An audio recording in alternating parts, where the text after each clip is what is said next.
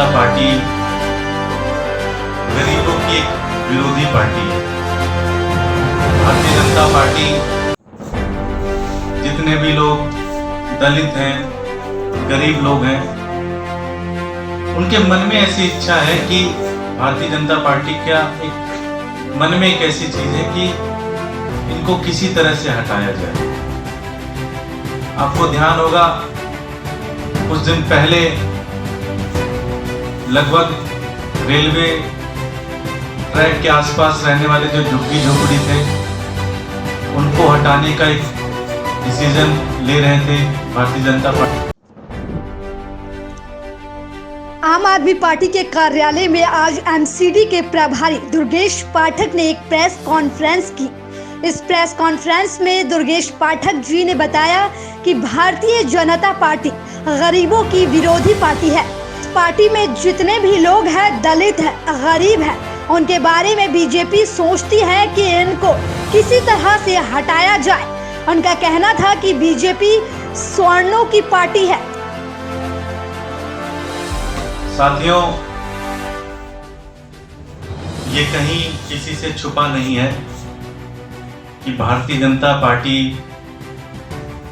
गरीबों की एक विरोधी पार्टी है। भारतीय जनता पार्टी जितने भी लोग दलित हैं, गरीब लोग हैं, उनके मन में ऐसी इच्छा है कि भारतीय जनता पार्टी का एक मन में एक ऐसी चीज है कि इनको किसी तरह से हटाया जाए। आपको ध्यान होगा कुछ दिन पहले लगभग रेलवे ट्रैक के आसपास रहने वाले जो झुग्गी झोपड़ी थे उनको हटाने का एक डिसीजन ले रहे थे भारतीय जनता पार्टी के लोग, लेकिन दिल्ली सरकार लग के उस फैसले में गई, कोर्ट में गई और वहां से राहत मिली कोर्ट से। इसी कड़ी में आपने देखा होगा पूरे देश के अंदर दलित, माइनॉरिटी, इनके खिलाफ एक तरीके से जंग छेड़ी हुई है भारतीय जनता पार्टी के नेताओं ने। दिल्ली भी इससे अछूता नहीं है। पहली तो इनकी कोशिश है कि पूरी दिल्ली को गंदा किया जाए, और आप सबको पता है कि दिल्ली के अंदर जो झुग्गी झोपड़ियों के अंदर रहने वाले लोग हैं उनके पास ऐसी व्यवस्था नहीं होती है कि वो टॉयलेट्स अपने घर में बना सके। वो पूरी तरह से डिपेंडेंट होते हैं सरकार के किए हुए व्यवस्था के ऊपर। सरकार में दिल्ली में दो ही हैं, दिल्ली सरकार और एमसीडी।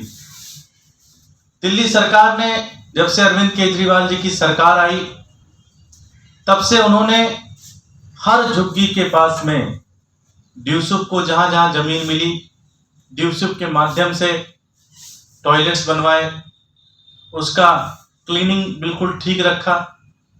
पहले तो कहीं कहीं टॉयलेट्स थे लेकिन इतने बुरे हाल थे, लेकिन दिल्ली सरकार ने आने के बाद हर टॉयलेट्स को ठीक किया। वहीं दूसरी तरफ एमसीडी के भी टॉयलेट्स हैं। दिल्ली सरकार ने अपना सारा टॉयलेट्स का फ्री में रखा था, और इससे दिखा भी कि लोगों ने वो टॉयलेट्स इस्तेमाल करना शुरू किया, और दिल्ली में आज ओपन में जाने वाले लोगों की संख्या बहुत कम है।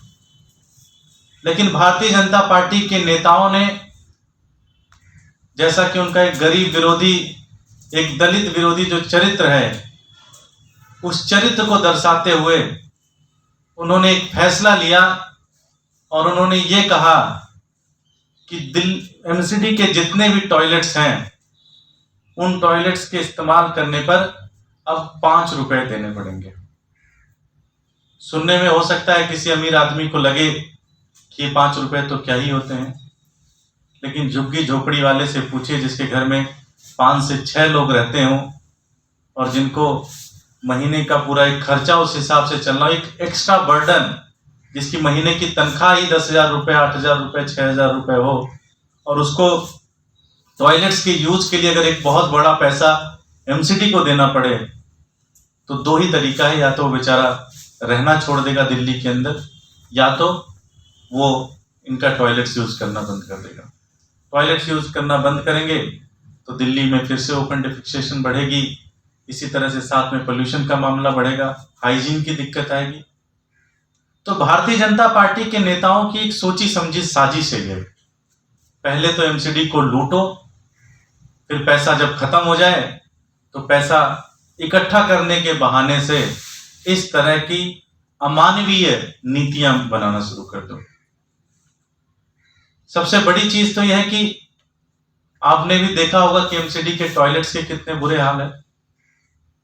कुछ हम आपको फोटोग्राफ दिखाएंगे। साथ ही उन्होंने बताया कि आपको ध्यान होगा, कुछ दिन पहले रेलवे के आसपास रहने वाले कुछ लोग थे जो दलित थे, उनको हटाने का भारतीय जनता पार्टी ने डिसीजन लिया, लेकिन दिल्ली सरकार ने उस फैसले को नहीं माना और लोगों को राहत दिया। साथ ही आपने देखा होगा कि दिल्ली के अंदर जो रहने वाले लोग हैं उनके पास ऐसी व्यवस्था नहीं होती है। दिल्ली जब से अरविंद केजरीवाल सरकार आई है तब से हर झुग्गी झोपड़ी वालों को जहां जहां जमीन मिली वहां उनको घर बना कर दिया गया और उस घर के साथ टॉयलेट भी बनवाए गए। आम आदमी पार्टी ने स्वच्छ चरित्र को दर्शाते हुए कहा कि एमसीडी में जितने भी टॉयलेट बने हैं उन सब के 5 रुपए देने होंगे। अब हम आपको फोटोग्राफ भी दिखाएंगे जो एमसीडी में अब शौचालय की हालत है। भारतीय जनता पार्टी द्वारा बनवाई गई उस शौचालय की तस्वीर है जिसे मीनाक्षी लेखी जी ने 2017 में और 2020 में किया था उसका उद्घाटन। अब आप चित्र में उस टॉयलेट की हालत देख सकते हैं।